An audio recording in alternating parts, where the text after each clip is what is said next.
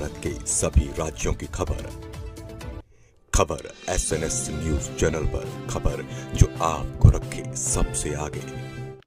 नमस्कार, मैं Ashwini. SN news channel की तरफ से सभी देशवासियों को मकर संक्रांति की हार्दिक शुभकामनाएं। आइए ले चलते देश की खास खबरों की ओर। बीजेपी के नेताओं ने भंडारा स्थित गांधी चौक में वीके होटल में 13 जनवरी को प्रेस कॉन्फ्रेंस के जरिए 14 जनवरी को होने वाले महायुति बैठक में सभी पत्रकारों को आने का निमंत्रण दिया था। जब कल पत्रकार वहां पहुंचे तो माजी एमएलए परिणय फुके और इन्होंने पत्रकारों के बारे में की अपमानजनक बातें, जिसका SN न्यूज चैनल बहिष्कार करता है। पतंग उड़ाते वक्त लड़के की मौत। बताते चले कि देश भर में कई बच्चे मकर संक्रांति मनाने के लिए पतंग उड़ाते हैं। इसी तरह रविवार को महाराष्ट्र के नासिक में एक 15 साल के लड़के ने पतंग उड़ाई। इसी क्रम में वह गलत से घर के बिजली के तारों में छू गया, जिससे करंट लगने से उसके मौके पर ही मौत हो गई। बीएसपी प्रमुख मायावती ने सोमवार को केंद्र और राज्य सरकार पर साधा निशाना। उन्होंने कहा कि रोजगार के साधन देने के बजाय फ्री में थोड़ा सा राशन देकर लोगों को मोहताज बनाया जा रहा है, जबकि हमारे कार्यकर्ता में अपनी सरकार के दौरान हमले वर्तमान सरकारों की तरह लोगों को मोहताज नहीं बनाया। अकोला की बार्शी टाकरी तहसील में नगर पर्व खेल परिसर में नमो चषक कबड्डी टूर्नामेंट चल रहा है। मैच के दौरान दर्शकों के बैठने के लिए बनाई गई पास की गैलरी अचानक ढह गई, जिसमें करीब 20 दर्शक हुए घायल।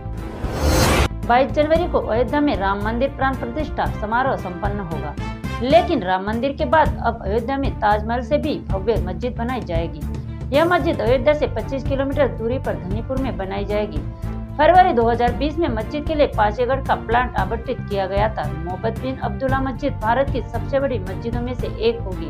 अयोध्या के इस मस्जिद में दुनिया की सबसे बड़ी 21 फीट की कुरान बनाई जाएगी। यह 5 मीनारों वाली भारत की पहली मस्जिद का निर्माण रमजान के बाद 2024 के अंत में शुरू होने की उम्मीद है। अंधेरी में एक फर्जी कॉल सेंटर पर छापा मारकर मुंबई पुलिस ने 10 लोगों को गिरफ्तार किया है। बता दें कि अमेरिकी नागरिकों को दवाई बेचने के नाम पर फर्जी कारोबार चल रहा था। इस कॉल सेंटर के जरिए पैसा डॉलर से लिया जाता था, हालांकि दवाइयां नहीं भेजी जा रही थी। इस बात की जानकारी जैसे ही पुलिस को हुई तो उन्होंने छापा मारकर 10 लोगों को गिरफ्तार कर लिया। लोक निर्माण विभाग की परीक्षा में कॉपियां सप्लाई करने के आरोप में TCS के 2 कर्मचारियों के खिलाफ मामला दर्ज किया गया है। दिसंबर में लातूर केंद्र पर लोक निर्माण विभाग के पद के लिए परीक्षा आयोजित की गई थी।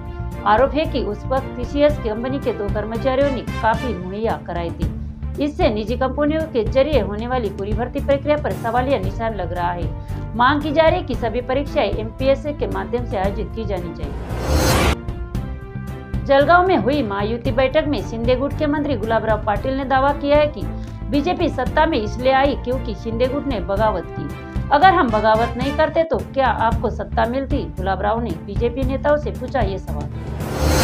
मणिपुर में भारत छोड़ो न्याय यात्रा के दौरान बीजेपी को लेकर राहुल गांधी के बयान का बचाव करते हुए संजय राउत ने कहा कि राजनीति की बात नहीं होती तो क्या प्रधानमंत्री लक्षद्वीप जाते एक सीट का हिसाब करने के लिए, लेकिन 1.5 साल हो गए PM मणिपुर नहीं जा सके। राहुल गांधी मणिपुर पहुंच गए, विपक्ष के और भी नेता वहां जा चुके, यहाँ लोगों से बातचीत की, उनकी वेदना समझी, लेकिन हमारे देश के प्रधानमंत्री लक्षद्वीप जाकर बैठे हुए, वहाँ बैठकर मालदीव के साथ झगड़ा करते हैं।